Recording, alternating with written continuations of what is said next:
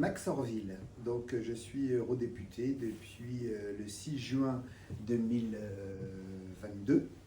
Je viens de la Martinique, originaire donc des régions ultrapériphériques.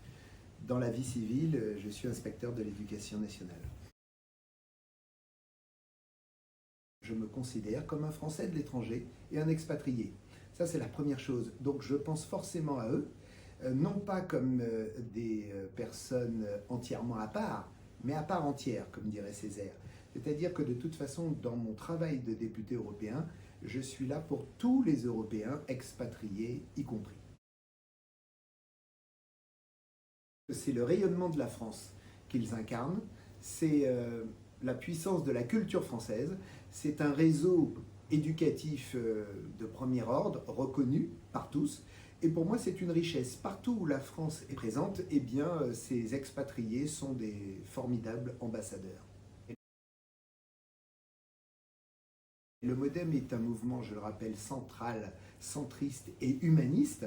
Et le représentant des Français de l'étranger, Frédéric Petit, qui se trouve en ce moment en Slovaquie, intervient à toutes les réunions sur les sujets nationaux, sur les sujets européens, et ce n'est jamais au bout du tiroir, hein, si je peux dire.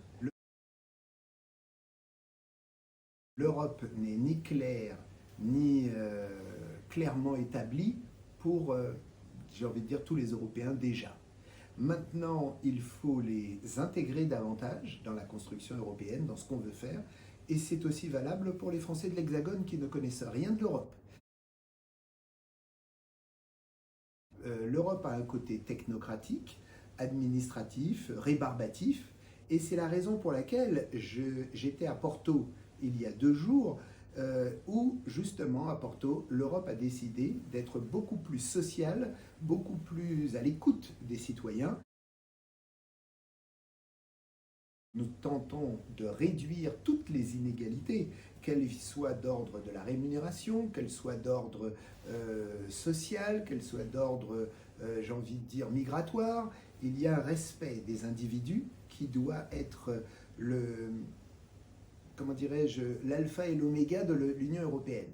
C'est-à-dire que nous sommes des citoyens européens et il faut que l'ensemble de cette communauté puisse partager ce sentiment.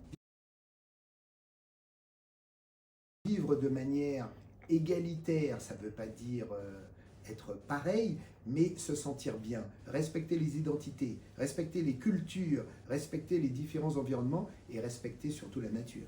Et c'est cette Europe-là que nous aimons et c'est cette Europe-là que je veux faire vivre et partager avec tous les citoyens, tous les expatriés.